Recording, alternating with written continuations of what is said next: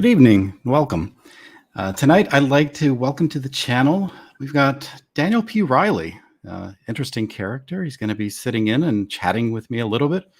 We're going to get to know him, and we're going to talk about the Iron Age. Exciting stuff. Daniel, how are you tonight, sir? Doing very well. Thanks for having me. It's great to have you here. You're quite the chill customer, so we're gonna have to put you on the hot seat. Yeah, I guess a little bit. Thankfully, the third wave is kicking in because it's been a long day. Oh, sure, yeah. No, I can relate. Grindstone, and then doing this in the evenings, trying to promote indie comics.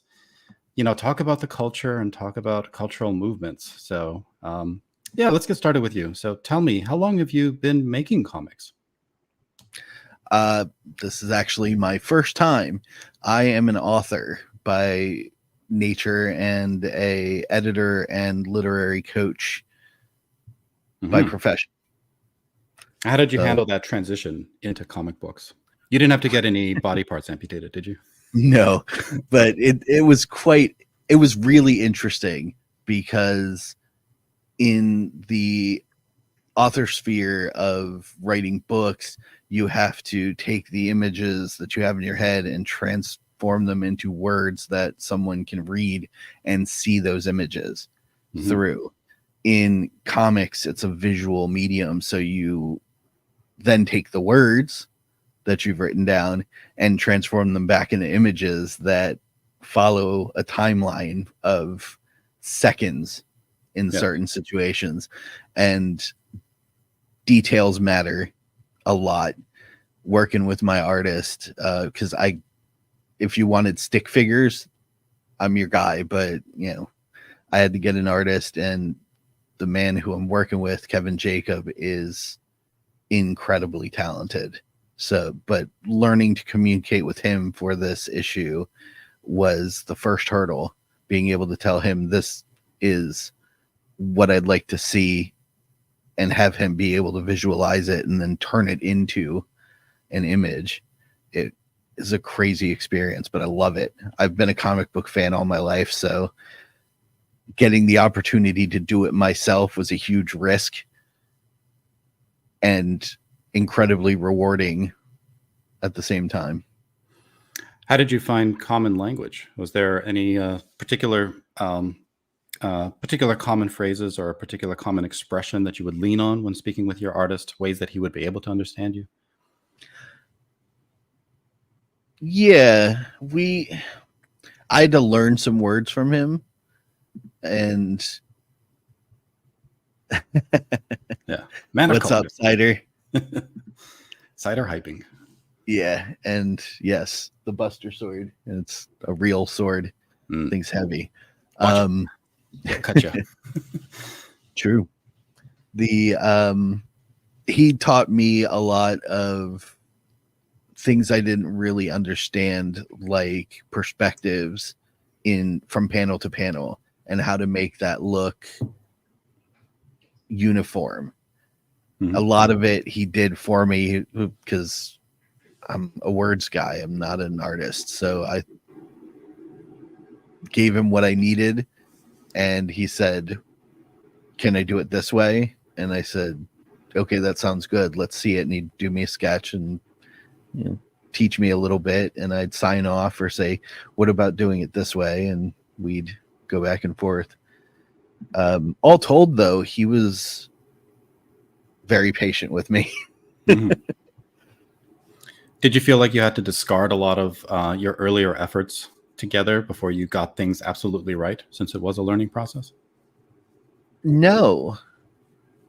He made it very easy, and the more we got into it, the more I started to understand. And so as the comic progressed in pages, I ended up funding it myself first. The campaign was kind of a let's see if we can fund the next issue and get it out faster idea, as opposed to let's see if I can get enough people to help me pay for this. So we did it over the course of 6 months, almost 7 months. So it was slow, and I was able to spend the time needed to learn what I needed to learn. And I think it came out really great. Oh, that people don't know, the campaign that we're discussing is here. Help me Yes. with the pronunciation. G Jisedai? Jisedai. Jisedai. Okay. Yes. So Mango it flavored. means, yeah, it means next generation. Technically second generation, but colloquially it means next generation. Oh, interesting. Okay, cool. And this is the fruit of your labor. So, Mm-hmm.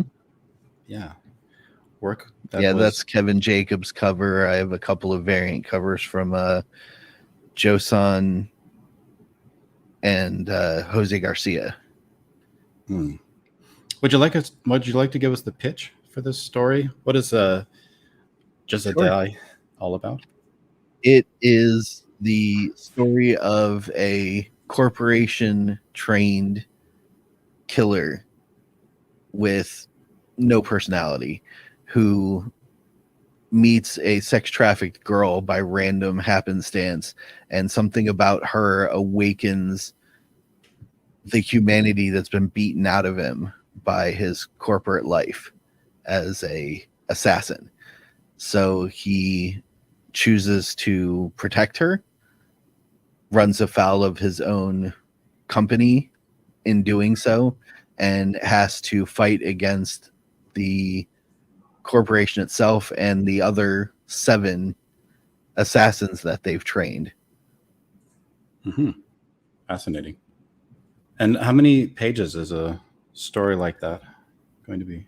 This first issue is 32 pages.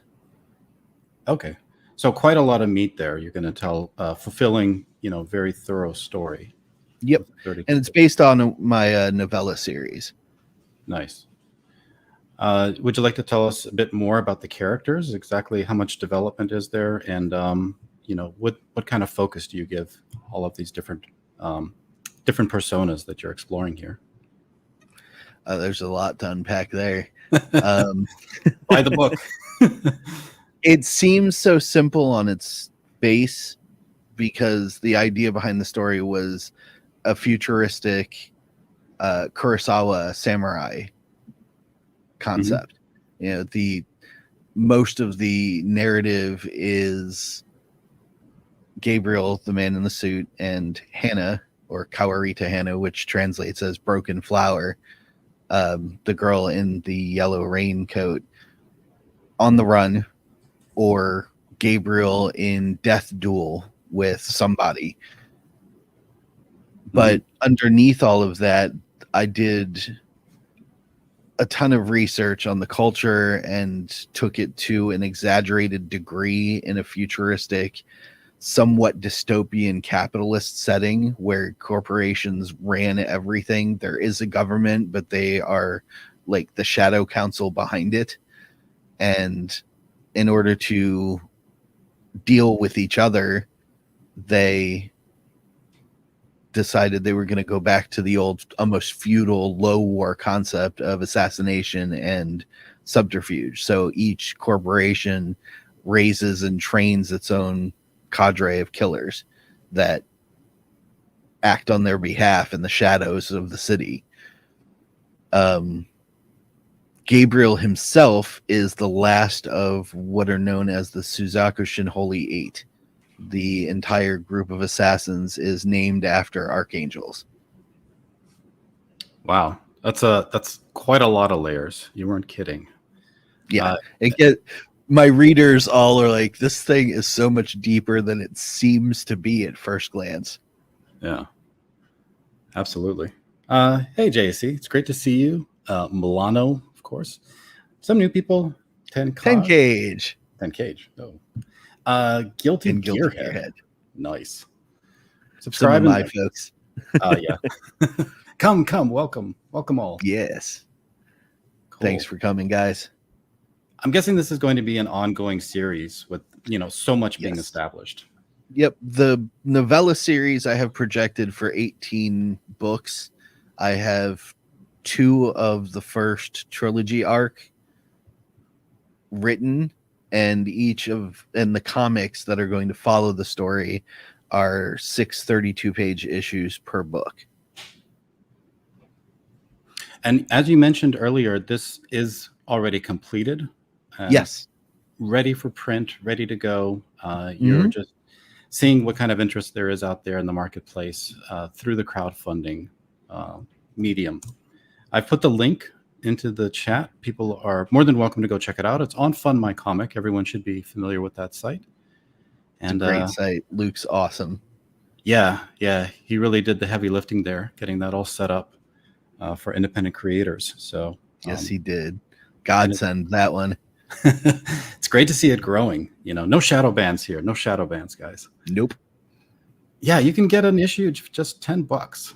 I mean, come on. How could you not?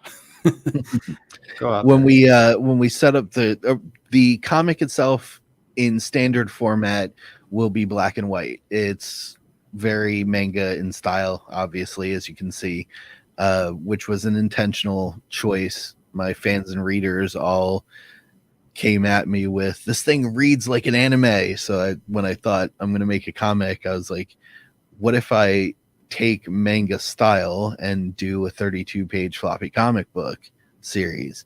Mhm. Kind of blend the culture a little bit around this blended concept.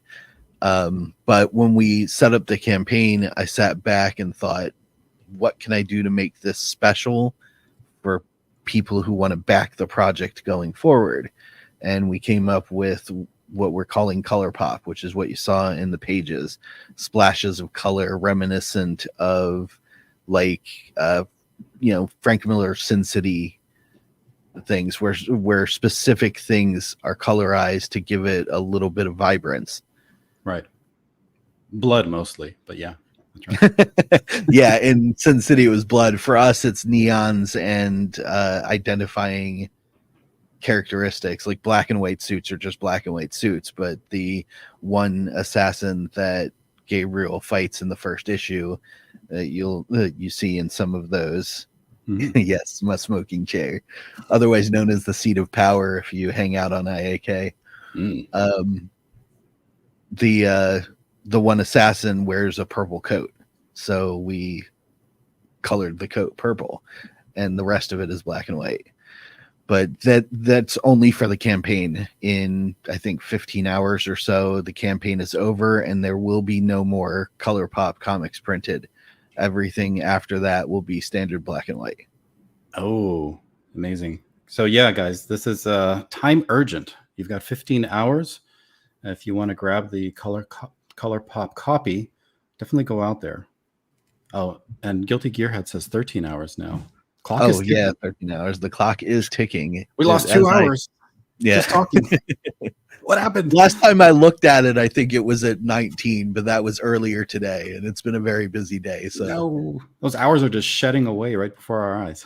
Yes, they are. It's the final countdown. We're living in a black hole. Space-time is being converted. All right, cool. Definitely everybody go and give it a gander.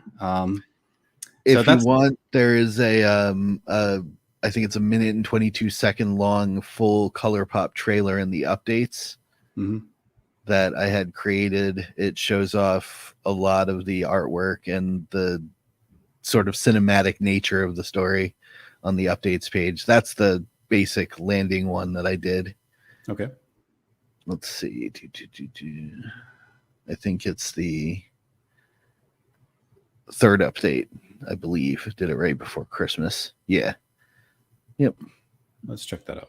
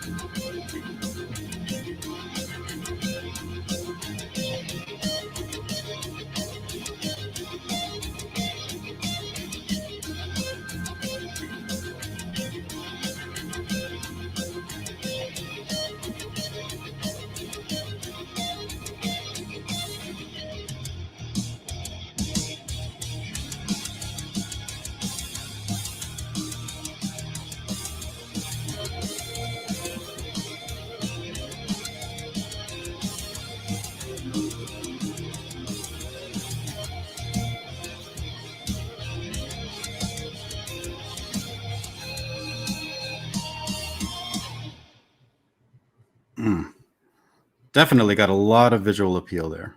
Like it a lot. Thank you. Awesome. Shout out to my friend and fan Evely Music for creating that song Subri. Hey, Mike. Yes. He's here to troll you during your interview. Yes. Yes. And I guess since Mike brought it up, we got to show you Kikoman. Yeah. He'll Actually, appreciate that when he watches it. Oh, yeah. He's a big Kikoman enthusiast. So he brings up actually another good point. So he says, hail the Iron Age. Now, this is interesting and a topic I very much would like to get into. So you claim the hashtag the Iron Age. I'm new to its ways, and I'm very curious to know what it's all about. What do you guys stand for, believe in? Who are your rock star idols that you all worship? Who do you bow to? Do you bend the knee? Tell me a little bit about the Iron Age. What does it represent? Well, we don't bend the knee to anybody. Depending on who you ask, the Iron Age is either a movement or an era.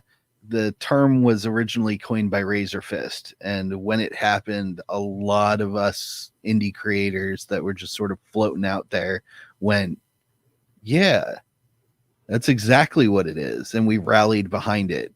And figuring out how we wanted to be as a merry band of crazy people, the consensus as far as I'm concerned is the Iron Age is literally an age, the Iron Age of entertainment, the precursor to, Renaissance period, where you have all of these great independent creators with fantastic ideas that are learning and growing into their trade. And some will call it a decentralized movement. We don't do leaders and nobody tells us how to vote or what to vote for. We talk. And if we disagree, we disagree amicably. And we're all here to make awesome things and share them with the world. That's it. There's pulp authors, comic book creators. Another shout out to JVP, who just dropped Ruthless #2, a heavy metal audio visual comic on YouTube. It's incredibly unique and interesting.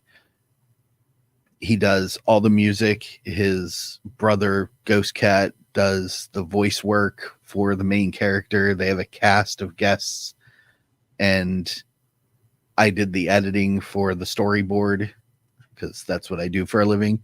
And these are the kinds of things that the Iron Age is made of. Independent projects done locally and with as much eye for quality as we can possibly do with our resources. So independent projects aren't new. People have been doing that for quite a while. What differentiates the Iron Age from what's come before? I think the idea that everybody can do what they want, nobody tells them they can't, was really a big draw, because we're all interesting nerds in some way. We all like different things, and the only thing that we decided when we came together was we were going to collaborate on making sure we all got our visions out there in the world, and we're going to support them. Even if we don't particularly personally find it interesting, we're still going to share it and celebrate every sale, every review. It's just about working together. What's the Iron Age's take on the mainstream and the culture war? Sick of it. On both fronts. As far as mainstream stuff, we're all pretty sick of the BS in the world and the culture war, which is why we hang out together and support each other. It became a strange, decentralized community because all of the stuff is so in your face. And everyone's trying to tell everyone how to think, live, and be. And none of us wanted that anymore. So we found a place to be where we could be whatever we were choosing to be at the time. And for us, it was creators. Is it comprised of, you would say, people who are critics of the, the norm, the status quo, who decided to just create an alternative and say that they would not adhere to what the status quo had been pushing? Yeah, it's pretty accurate. Okay. And a lot of them were looking to be able to say what they wanted to say, and really couldn't felt like for a long time they couldn't, because of the way social media was set up and is still set up to this day, unfortunately. We're always looking for alternatives. We're trying to build alternatives, and it's almost like, I think of it like DIY. You do it yourself. Mm-hmm. Somebody's coming up with music for people's projects. Somebody's trying to create a new platform of some kind, like Fund My Comic. If it's taken away from us, we just build our own. What preceded Iron Age? Did Comicsgate come first? Yes. Or okay. Comicsgate was around a long time before this Iron Age thing. The Iron Age concept, probably maybe a year and a half at most. Mike says it's Comicsgate without the gay, and I have no idea why Mike is in it. Get back into Comicsgate, Mike, where you belong. I like what Cam called it, Comicsgate.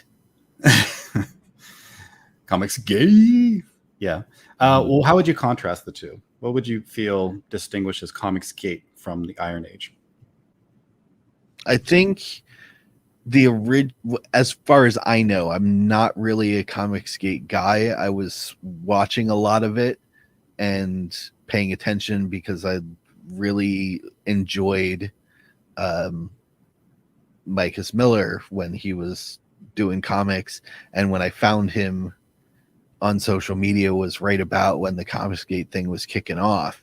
So I started paying attention to it, but I never really got into it. I was too busy writing novels and starting my business and all that stuff. So it was more me on the fringes. So as far as I'm concerned, the Iron Age of entertainment is sort of the really cool child of what Comicsgate was when it started. Well, if it's the child, it's rebelling against the parents. What were the parents Always. What were the parents doing that those kids needed to fix? Those clever kids. Yep. Because if you think about it like a Venn diagram of mainstream entertainment, Comicsgate as a concept, just the indie verse, the open world of independent creators and vanity authors and things like that, then in between Comicsgate and that indie verse is this tiny little bubble that's called the Iron Age.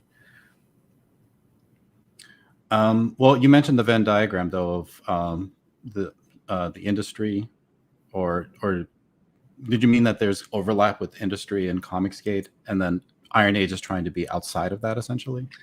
It's somewhere in the Venn diagram as a very little circle that's encompasses a little bit of CG and a little bit of the independent open market, but has nothing to do with the mainstream.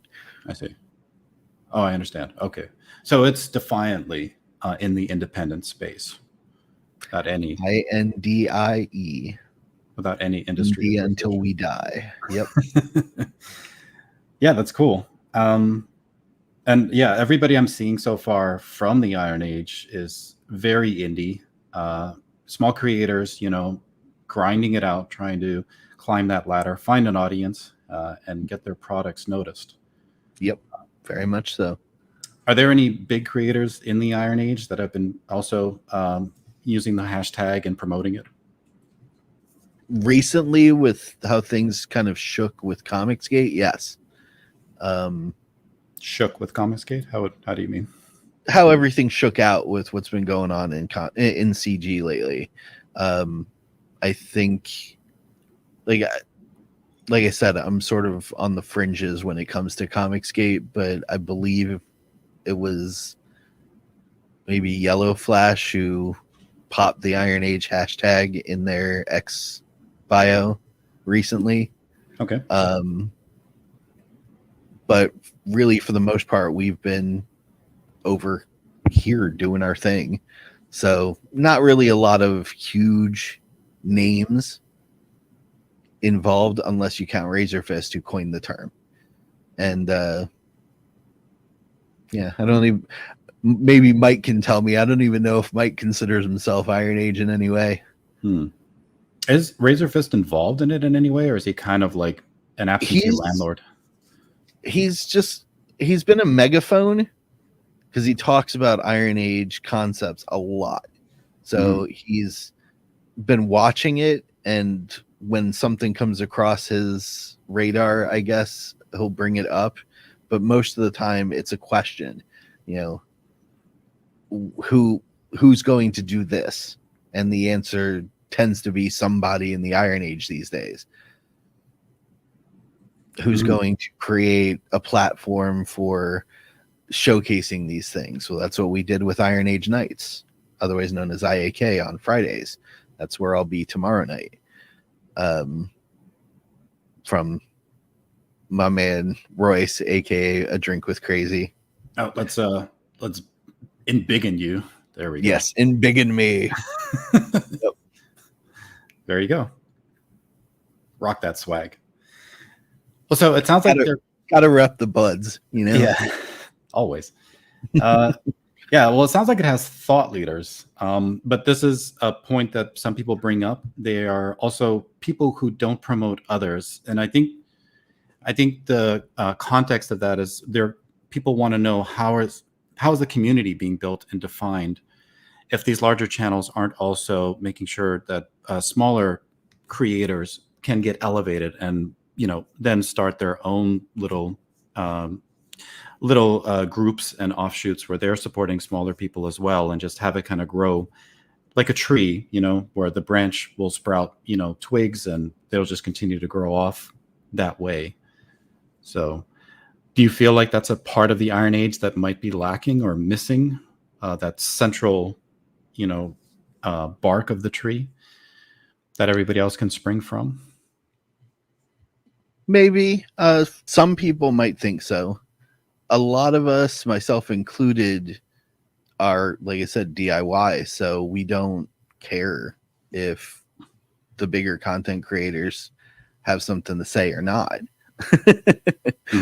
We just keep plugging along, and we shout each other. Our communities, as fractured as they may seem, because there's one over here, one over there, one over there, a lot of them do rally around Royce's A Drink with Crazy Gilded server, but it's just to hang out and meme each other. When we're on social media, we just pitch each other's work about. So I don't think it's so much a tree to us, like a rising tide lifts all ships, and we're all an individual ship in the same ocean.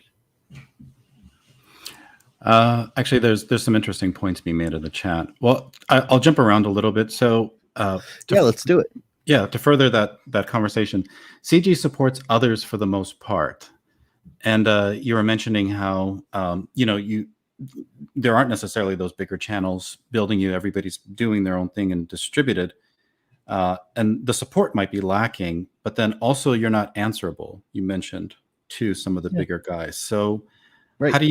How do you feel like some of those negatives can manifest where maybe the Iron Age is trying to address some of those concerns and doing things a little bit differently? Well, the hardest part for any creator nowadays is exposure, getting yourself out there. And yeah, the larger content creators can do that very quickly for you.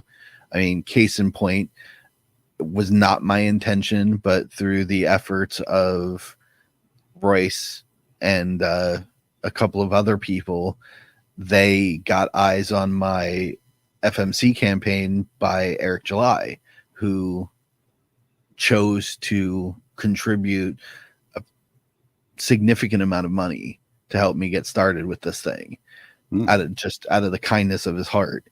And that was amazing. I was stunned. I didn't really know what to do about it other than say thank you and get right back to work. But with the Iron Age sentiment, it's not so much a reliance on a hand up the ladder as we're just going to take it one rung at a time.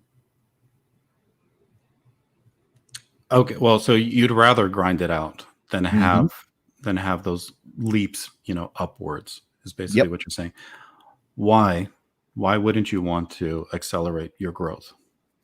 Well, look at a lot of the drama that happens on social media around the bigger content creators, and specifically those who create products. You've some folks trying to tell you what they want you to do with your product. In a slower grind, you're in complete control, and you've made it known from the get-go that nobody's going to tell you what to do. If you like it, you vote with your wallet, you buy it. If you don't like it, no harm, no foul. Right.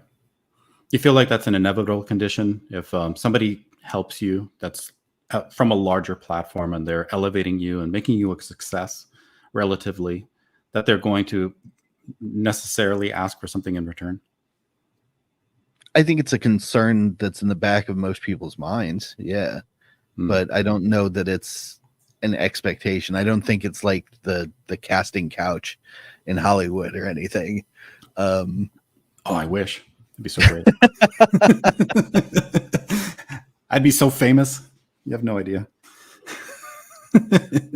But yet a lot of us just want to produce what we think is cool about entertainment in our personal way and not be told what to do by anybody, including each other. So Resonant One also clarifies that point. He says, no one is obligated to promote or support. Just because you fly the Iron Age flag does not create a social requirement. None of this my team do or die stuff. Yep. No social requirements from us. And Resonant One, I love that picture. Raul Julia, that's freaking awesome. Adam's Family, the train scene, so good. We're together because we are fellow travelers on the same road for the time being. Oh, for the time being. Very ominous. No, it's true. Anybody can drop off, take a break. Denounce the Iron Age. What would happen in those denounce the Iron Age. Say, I don't agree with any of this anymore. I'm going to try and do it some other way. They can take their own path. They can be successful and leave us all behind. F the Iron Age. I hate all you guys. Can I still be Iron Age? Yeah, if they want to come back around and hang out, cool. Oh, wow. I'm going to have Iron Age Tourette's. Just curse you guys out and still claim I'm Iron Age. There are certain things that you'll probably get lambasted for, but the type of people that we are, and from talking with you, I don't think you would do those things, so you don't have to worry about it. No, I wouldn't. I'm just, horsing around. I like to have fun. Yeah, I mean, that sounds pretty good. Actually, it sounds a bit libertarian in terms of like the way these counterculture movements go. It seems like the most open format for it. You get a lot of that. Yeah. Libertarians don't get a lot of traction, though, politically, because it's tough, I guess, when you're so divided. But you're probably right. It's you're going to stay closer to your ideals if you just grind it out this way. Yep. We will build. So, yeah, it's the choice between ideals and success. Always a tough one. Yeah. Resonant One says that's the indie spirit. It's true. Can you have ideals and success? Do you think you must sacrifice one or the other? I think you can have both, but it's going to take you longer. Yeah. I don't know who has both. That's gonna ponder this. Depends on who you ask. Everybody has an opinion about everything, but at the end of the day, none of us can really say what's in the minds of anybody else because we're not telepaths. B.A. Turner disagrees. He says you can have both. Well, eternal optimist BA. That's good. Yeah, Resonant One agrees. It is very libertarian. I'm WRC. My chat always denounces me. It's a requirement. Every good chat should be against you. Yeah. If you want to really see a chat that's complete chaos with its host, definitely check out A Drink with Crazy. We are absolutely horrible to Royce all the time. that's a good and healthy chat. That's how every chat fun. should be. Yep. Can't stand these like sensitive channels. They get triggered by, every criticism, every word that doesn't go their way. It's triggerable people get laughed at around us. Good. Yeah. Good. No trigger warnings in the Iron Age, guys. Milano is speaking heresy. He said chat mostly sucks. Well, I mean, actually that is kind of true. So yeah. Well, that's interesting. But so there is, I don't know if this is a clash of ideas. You mentioned that when Yellow Flash had a dust up with CG, I guess you were suggesting he was CG before, and then immediately he went to the Iron Age. Did you think he found appeal in associating with the Iron Age and leaving CG maybe in the rear view mirror? Depends on who you ask. Like I said, with the whole libertarian ideal and methodology, we all have different opinions of what it means. So I think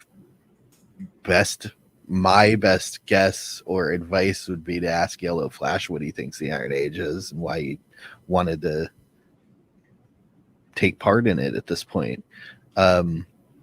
If you ask me, I think he just saw what the rest of us see, which is people who want to make stuff and don't care about the drama farm. Do you agree with this comment? He was riding the coattails of CG, jumped to a bigger name. No, I don't think the Iron Age is bigger than CG. I didn't think so either. That's interesting. Would you say the conflict or disagreement between Eric July and EVS might also encompass a bit of that difference in philosophy? Yes. That seems to be what a lot of this is about, at least in my opinion. I can't say I'm not a fly on the wall in Eric or Ethan's personal space, so I don't know what goes on outside of social media, but it seems like Eric's doing what Eric intended to do, build a business, and Ethan's doing what Ethan intended to do, which is be an artiste. And fundamentally, they're just opposites. How so? What are the pronounced differences there that you think make them incongruous to each other?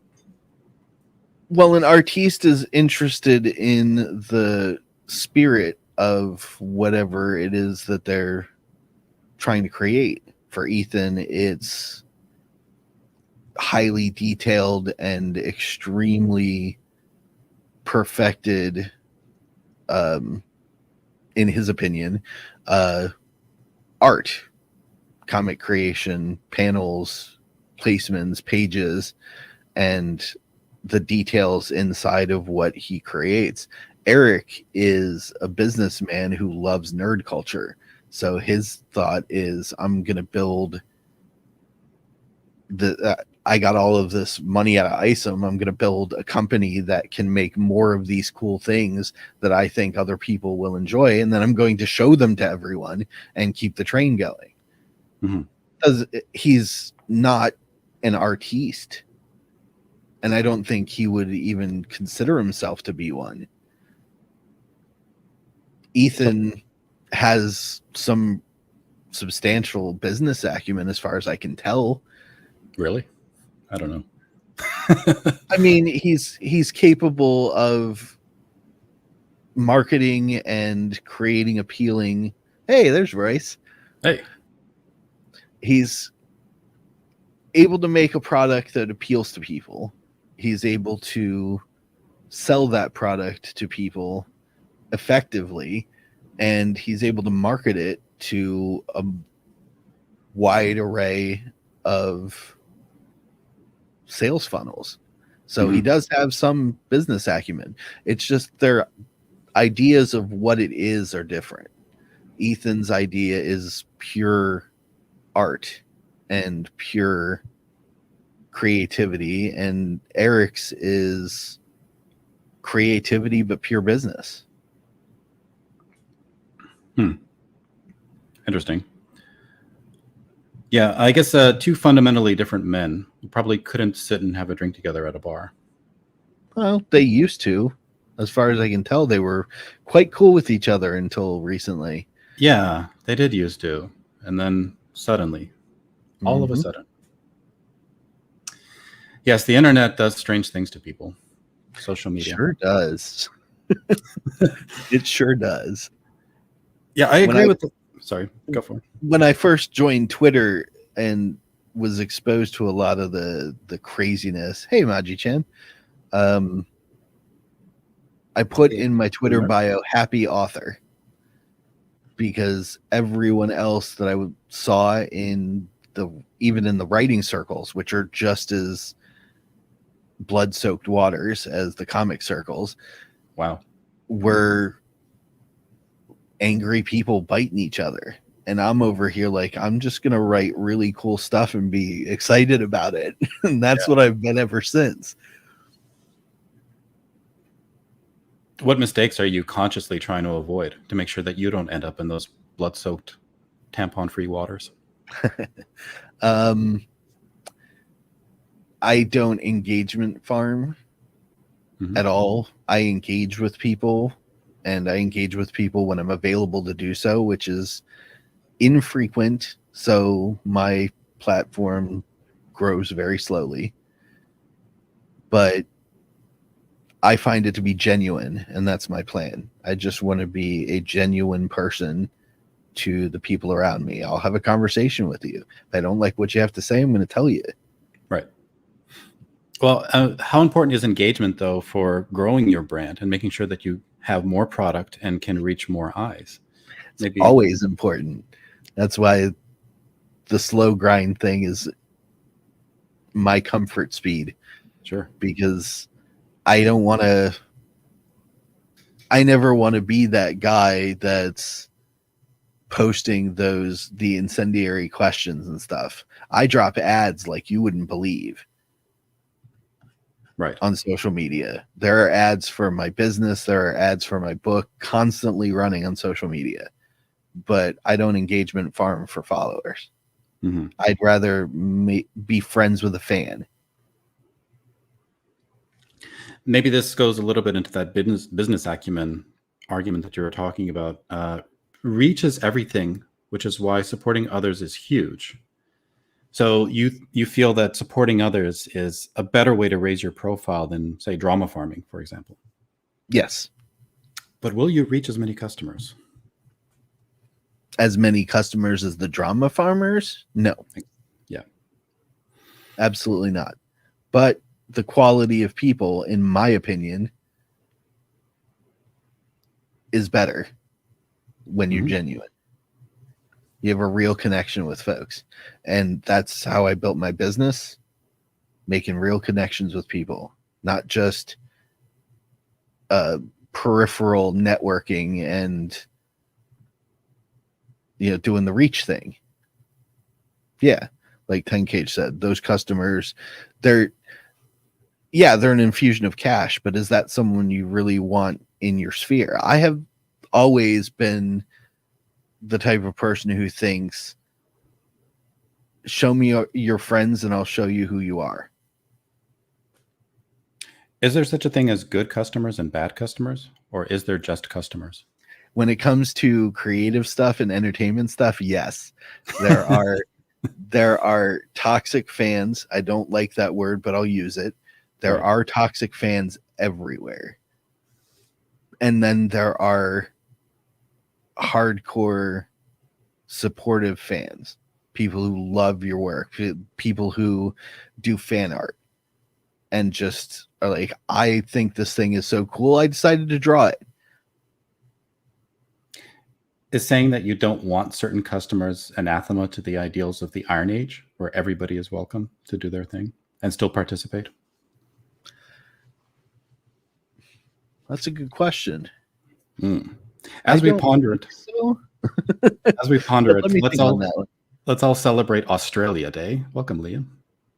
So, hail Down to under. hail to the koalas and those emus. You guys will get them one day. Just keep training. So, what are your thoughts? I personally don't think so. Yeah, I guess it would be be dependent on your individual motivations. Like, if all you want is people to buy your books, there's no harm in that. Get as many crazy fans as you want. Build your base into a screaming cave full of hyenas if that's your choice. It wouldn't be my choice, but it doesn't mean I'm going to avoid them. I might not engage with them as much because that's not the people I'm looking for. That's all. Drink with Crazy gives his take. He says, not every author or creator will appeal to everyone. That's pretty much what the Iron Age is, I guess. Yep. How you enact the principles of the Iron Age is as free to the customers as it is to the creators. Yeah, absolutely. And each could choose to associate or not, I guess. Interesting. Would you call it a consumer-focused movement or a creator-focused movement? In its current state, creator-focused. Interesting. Okay. We're all blue-collar people in our daily lives, and that means we all have limited resources, but more hands makes less work. So we're all working together to help each other get around those resource hurdles. B.A. Turner puts a positive spin on drama farmers. He says, drama farmers are few and far between, but some do positive things and support other creators. Others do not. Yeah, because everybody's different. Yeah, the benevolent drama farmers. I'm sure they're out there. But charted a lot. But the loudest voice in the room gets the most attention. Yeah. Baby that kicks the hardest is going to get the bottle. So that's the deal. Well, so creator-focused movement, clearly product then is a heavy emphasis. Tell me about the variety of product that is available in the Iron Age. Where does the focus lie primarily? There's a lot of authors and a lot of a significant amount, I wouldn't say a lot, but a significant amount of comic book creators now. Mostly it was authors in the beginning, and that seems to be prevalent. A lot of them were, and still are in some cases, people from the Pulp Rev author movement and other little indie writing circles who wanted to just create these cool stories. So we started talking with each other about them, helping each other refine them, and cheering each other on while we worked on them. But now it's evolved. We have tabletop role-playing game creators like Dice Bag Games, who's making creatures. This since it's a relevant topic, it's this like D&D with capturable monsters like Pokemon or Power World. Really unique and interesting concept. He does all the art for the creatures. They're gorgeous and sometimes very creepy. Then we have a client and friend of mine, Jared Chrisman, from who has a band called Missouri Breaks, and he did an entire Western film that he's working on finalizing. So a whole full length movie done on an indie budget. Wow. That looks amazing. There's Christopher Moonlight, who's doing incredible cinematography things. And we have video game guys now. It just keeps growing and growing and growing, but at a nice, steady pace where everybody gets to understand each other and respects each other enough to just let each other do their things. And do you have the audience to be successful and be able to fund these properties and get these products made and shipped out to customers? At this time, I don't think we have a customer base that gives us any real great potential. But you got to put the time in for that sort of thing. And that's what we've been doing all along. Only being really an active concept for a year and a half can take 5 to 10 years for something to really catch large attention. So maybe in the next 4 years that changes, but for now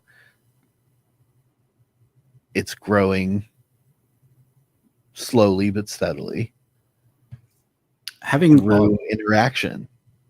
Having a large YouTube presence would help, and some larger personalities. Yeah, sure. Attract people. With IAK, we will interview anybody, small or large, and have a conversation with them. Introduce them to our audience, and hopefully their audience is introduced to us in the process, like any networking effort.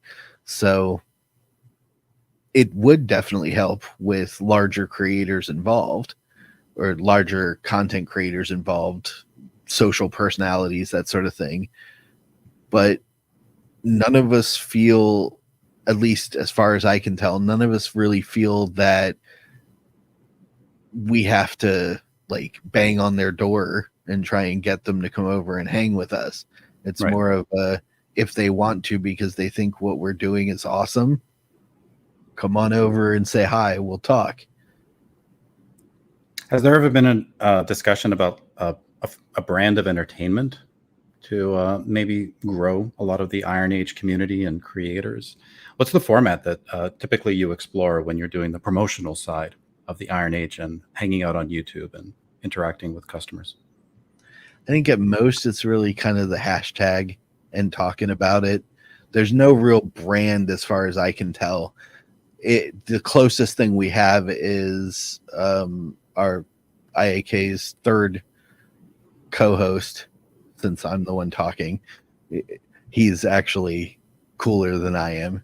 Richard created a website called ironage.media, and that's probably the most centralized aspect of our communities.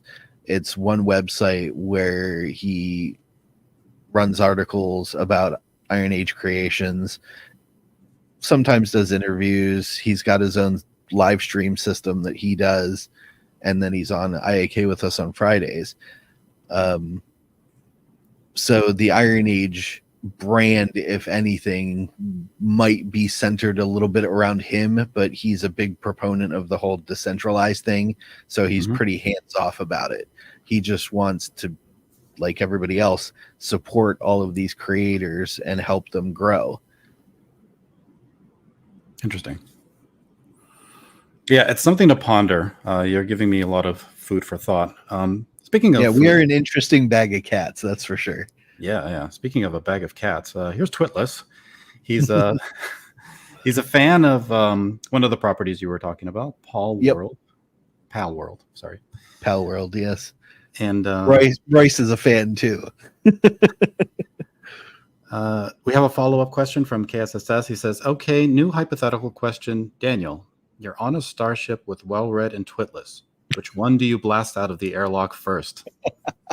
Choose wisely, my friend." If I had to, Say Twitless. Yeah, well, okay. The type of guy I am, I would blast myself out of the airlock first. But if I had to choose between one of the two, it would be Twitless, only because I don't really know Twitless. He's orange. Look at him.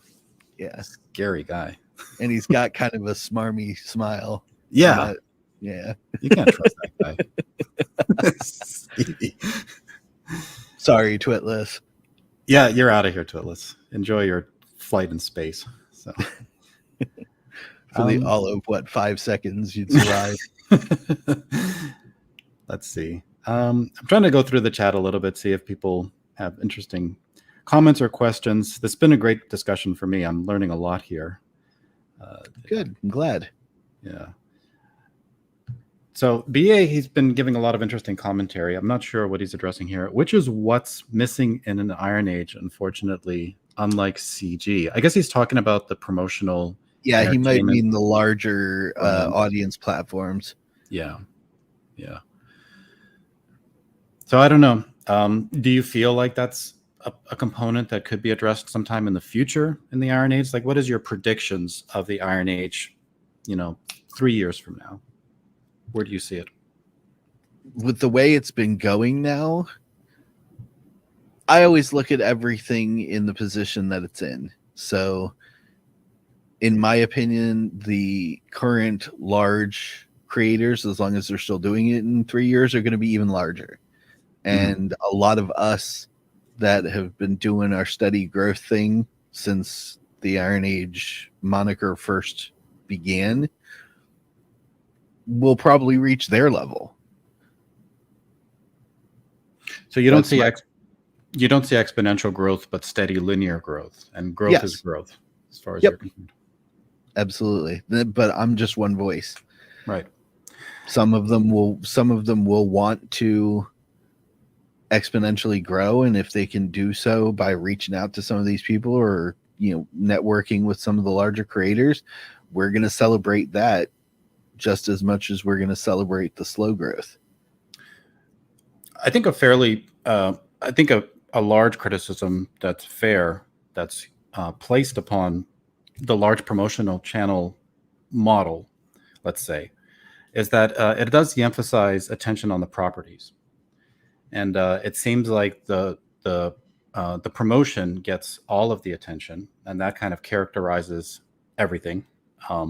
And the sales are, a benefit of that, but there's really there's no direct growth, I think, from the properties themselves. So I'm curious with the linear model that you have, how much are the properties now driving that? Like, do they get more of the attention, and are they more directly responsible for the growth that you're seeing? The fans that are committed, are they mainly committed because they just like the work so much that's being produced? I think so. Some would argue, Royce and I have had this conversation a lot, he firmly believes in the brand system.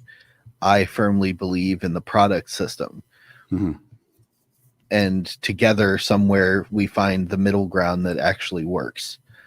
And that works for us. So to me, if I could get away with never getting on anything like this and talking about it, I absolutely would. I would much rather spend my time creating stuff. Right. But I recognize that this is a necessary part of the process of marketing and advertising. So I do it, and I learned how to do it. I did not know how to do it when I first started. Mm-hmm. I think the first couple of episodes of IAK, even, I was extremely quiet and reluctant to comment in any way. Now, sometimes you can't even get me to shut up. Right. But that just takes time and practice. I think that the product is what people are here for. Yes, it's nice to know the people behind it, and I agree. I want my fans to know me, and I want to know them, because I think that creates a stronger bond. Is it sustainable? Like, if I hit 70,000 followers on X, and a third of those are all dedicated buyers of my products, am I going to be able to know all 20 some thousand people. So I'm going to have to deal with that when it comes up. But for now, my goal is to become your friend and to give you something cool. Have there been any product success stories in the Iron Age? Are there any products that you would say especially characterize the movement and were a result of the movement? I think so. Jisedai has been very successful for me anyways. It depends on what you consider to be successful. I consider a steady X amount of sales a month to be a measure of success where I'm at. John A. Douglas's The Black Crown, his debut novel, and he's a huge Iron Age supporter with a mid-sized channel. That got rave reviews, and he's been making consistent sales with it and very proud of what he created. At the end of the day, it really depends on what your focus is. Some people want hundreds of reviews because they feel that helps generate more sales. Some people want everybody to be talking about it, the word of mouth route. Some people just want to focus on how many books they can sell in a month. Some people don't care how many things they sell. They just want to know from the people that do buy it that they enjoyed it and want more. It's really hard to quantify for a large group of people like we have, and especially free thinkers like we have, what one metric is the winning metric. Resonant One comments, he says, there's a huge lack of promoters in the indie sphere in general. That's true. Trad Pub has the marketing and promotion locked down. Indies have to struggle for every shout out and boost from their peers. That's what makes this channel, ADWC and others promoting fellow indies, because they like what they're doing so much more important. It's true. I hesitate to say that that Trad Pub has it locked down so much as they play the game, which is the mainstream game, and we don't. The mainstream game involves a lot of glad handing. Everybody's on the party line, if to use that particular colloquialism. Mm-hmm. They all march to the same drum, and they know that they can sort of take the big pot of gold and pass it around. But Trad Pub's also dying because the big pot of gold is stagnant. It's just being passed from one set of hands to another. So anytime you look at it, the marketing company has the money, but then they're paying it back to the publishing company for someone to get their book published. And then the publisher is paying it right back out to the marketing guy, and it's just going in a circle. It's not growing. It just moves, and it gives the illusion of success. Well, if you need a pot of gold, Satan is in the chat. He is the Dark Master. He's happy to offer any pot of gold you may want for the small fee of your soul. So take it under advisement. Hey, I'd like to keep my soul. Thank you. That's a nice pot of gold. Let's see. B.A. Turner again. But how without other hands providing reach? Natural reach takes a very, very, I feel like it's lacking varies in that statement. Very, very, very, very, very, very, very long time. Unless you're lucky. Yeah, it does. So it depends on what your goal is and what your ethic is. Well, so what do you see for your properties in the next 5 years? How are you hoping to grow your universe? Are you thinking of other series? What are your long-term goals? To steal from a mainstream movie, that's my secret. I'm always creating. I have many books. I have many series. I have many upcoming projects. I have children's books that'll be coming out soon. I'm doing the Jisedai comic, and hey, Redoubt Productions. Hello. That's awesome. Thank you. Sleep well. I know it's late. I'm looking at dipping my toe into some small Dark Gift. Nice. Some small animations based on the Jisedai property now that I've done the comic as test rolls, basically, of what I could do, making it into potentially an animated series eventually. And a lot of this I'm planning to fund myself if no one else wants to be involved. You know, I have a do-it-yourself attitude. You know, I would rather have the thing in my hand to give to people so that they can give me money because they like it and want to keep giving me money for the as I create more of them than the crowdfund method. But that's just me. A lot of people prefer the crowdfund method, and no harm in that either. So I think when I die, I'm going to die mid manuscript, whatever age I end up being. And all of the things that I've made will roll over to my daughter, who can do whatever she wants with them because I'm dead. Oh, wow. Morbid. How do I lighten that mood? Well, no, it's just the reality of the situation. Sure. My whole universe is based around creating things and helping others create things. And everything that I create is a legacy I hand to my daughter. Right. And every single one of them may make $5. But if I've got 35 things out there that are making $5 every couple of hours, that's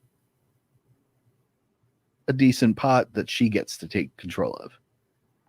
It's a legacy of the work from your heart and soul. Yep. Your dad's true expression of himself in his art and his creations. No, I understand that sentiment. Absolutely. It's a good goal to have, I would say. This is also a good goal to have. I hope Well Read doesn't show you any more of his cockfighting videos. Daniel, if Well Read asks you to watch his cockfighting videos, the answer is hell no. Then run. Appreciate the heads up. Yeah. I'll make sure to run away as soon as the stream's over. Well, so that's interesting. What do you think is the consensus in the Iron Age? Do most people want to see fame as success, or are they also looking for creative outlets and the means to pursue them? Yes. I think everybody at the end of the day would love to be successful. So would I. Sure. I would love to wake up tomorrow and see my KDP thing read 1 million copies of Jisedai 1 and 2 sold.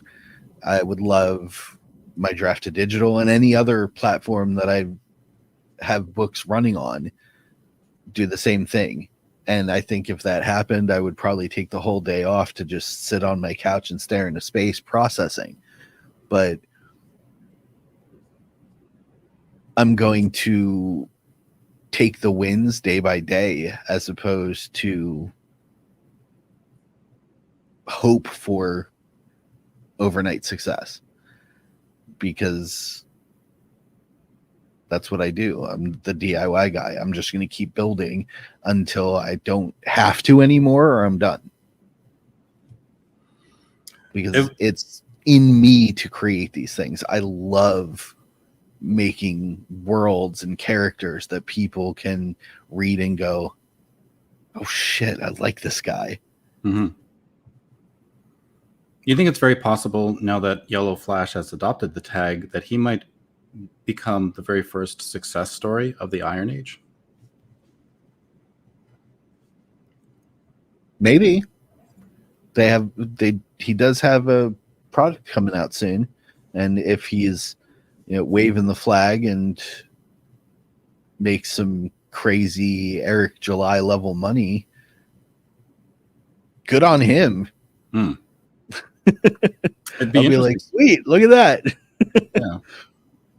No, it'd be interesting to see how it would transform the Iron Age tag to have bigger platforms like that come into it and have success, and if that would also cause a shift in general throughout all of Yeah, the that's the rising tide lifts all ships mentality sure. that a lot of us have.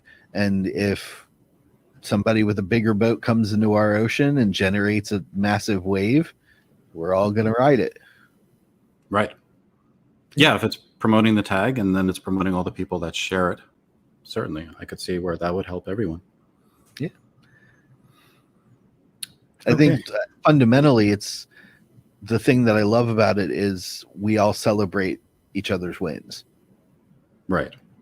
Instead of that crabs in a bucket mentality, trying to drag everybody away from the edge so you can be the one over it. We're all in the bucket, and if one of us makes it over, we all just go, yay, and then keep trying to crawl out on our own.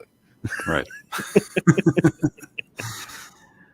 Twitless says when he dies, his comics will go to second banana heaven. Twitless, that implies there's a first banana heaven? Yeah. It's Twitless. Is this like a 7 levels of heaven kind of thing? They're all bananas. I have to beat him with a stick. Get him out of here. Polluting the chat. All right. I didn't want to keep you up too late because I do know that you have things to do and life activities to get to. I think that's one of the... I start my day at 5 a.m. Right. That's one of the things with having a commitment for something like this. You do make personal sacrifices. Mm-hmm. And if it's all just a labor of love with not any expectation of success or requirement of success, it's something that you're willing to sacrifice that time for. But I wonder if some people feel like if they're not seeing that success and there's not really much potential for it, why should they give up their time, even if they're doing it for something that they would like to do or they even love doing? Yeah. It's all about personal motivation. Right. What gets you up? What gets you out of bed? If you can't find it, you might need some help figuring it out. Do you think people would have ambitions to be professional or to work? No, sorry, I don't mean professional. To work for large companies and use the Iron Age as a stepping stone, where they were able to get some experience and exposure, and then eventually apply to the mainstream. Dun dun dun dun. Maybe. Mm-hmm. And just like with the crabs in the bucket thing, if they do and it takes off for them, I think all of us would cheer. They wouldn't have been betraying the movement in doing so. No. Well, not what in my opinion? If a part of the Iron Age is that perspective on the culture war and that the mainstream has been restrictive towards others, should somebody join and participate in those restrictions, putting up those walls, gatekeeping, you don't feel that they're going against any Iron Age principles by doing so? I don't know.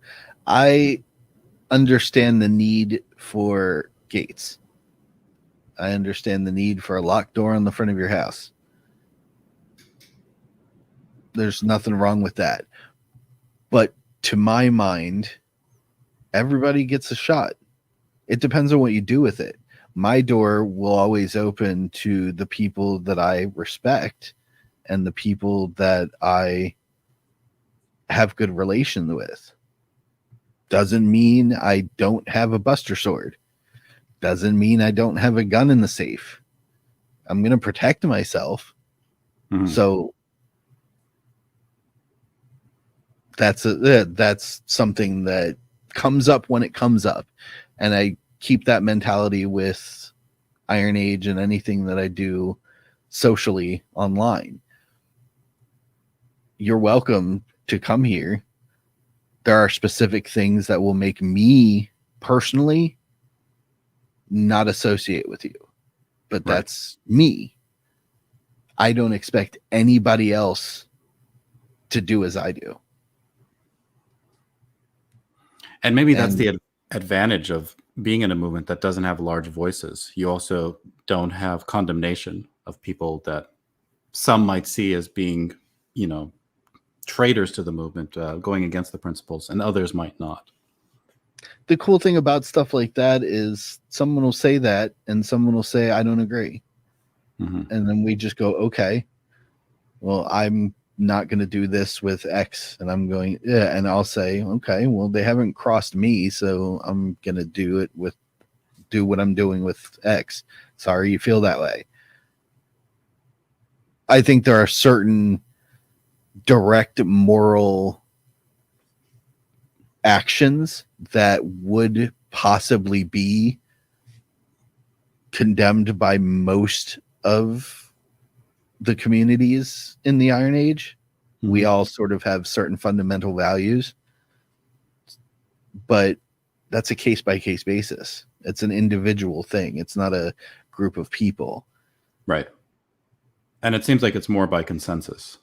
Yeah, absolutely. I'm huge on that. Yeah. I'm huge on consensus.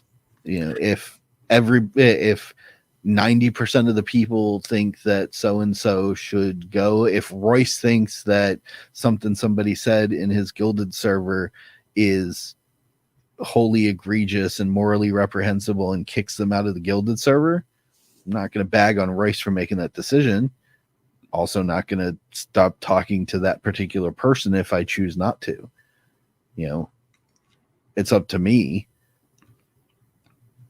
And your brothers or sisters in the Iron Age would not condemn you for still talking to that person and associating. Yeah, I wouldn't expect them to, but if they chose to, that's on them.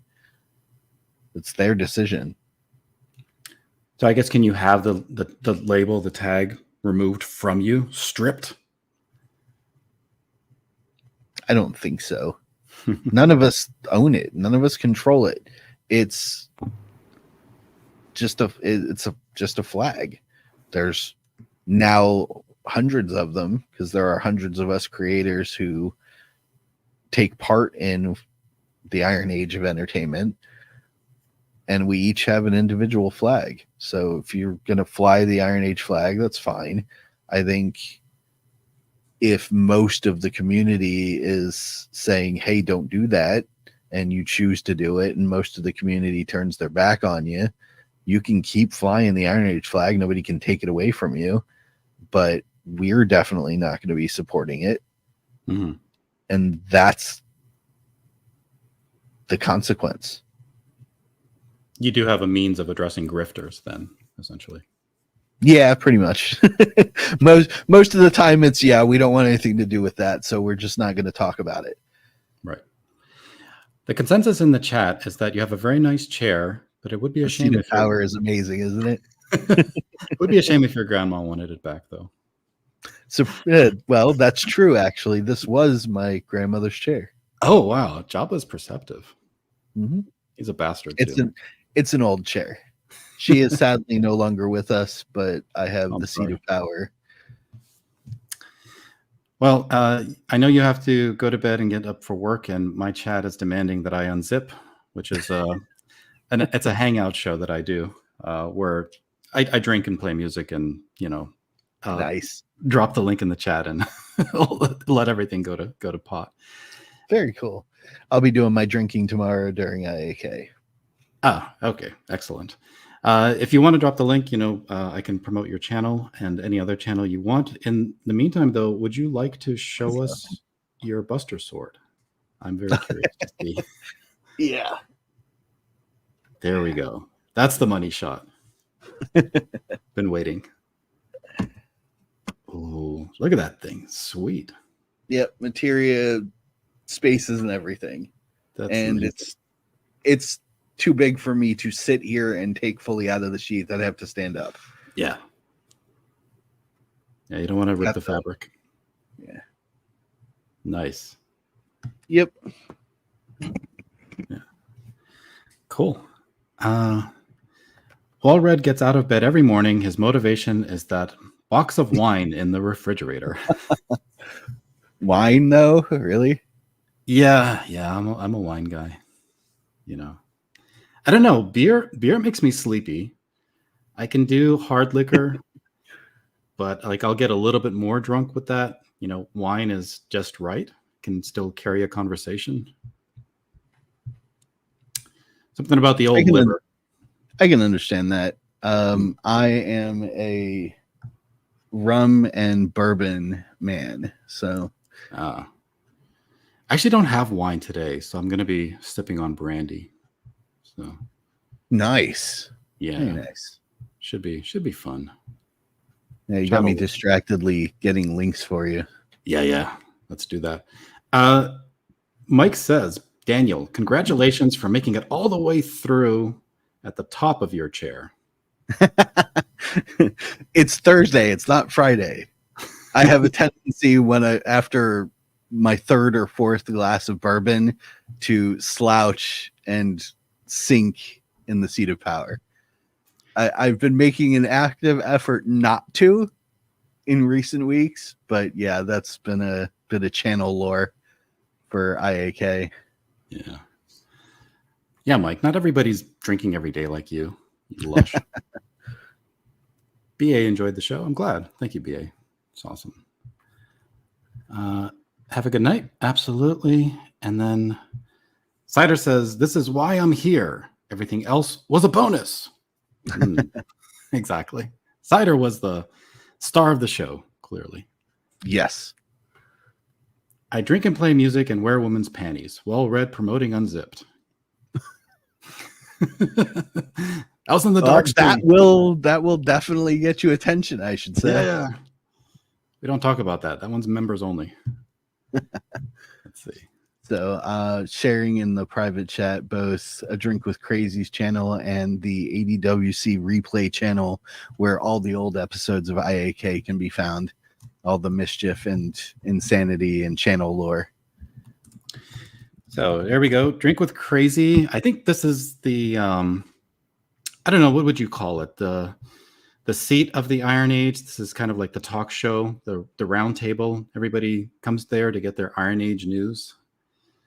No, A Drink with Crazy's channel promotes a lot of indie stuff. He does Comic Shop Wednesdays, which is a big showcase and something of a consumer review, because members of his Gilded and channel in general can be guests on that, and they go through all of the things that everybody's posted on X about their products in the thread, and then they vote on the top 4 that they think were the most interesting, and then make a final vote at the end of which one they think was the best out of the top 4, which is an interesting and fun way of doing a little bit of metric analysis on what people find interesting. Thank you.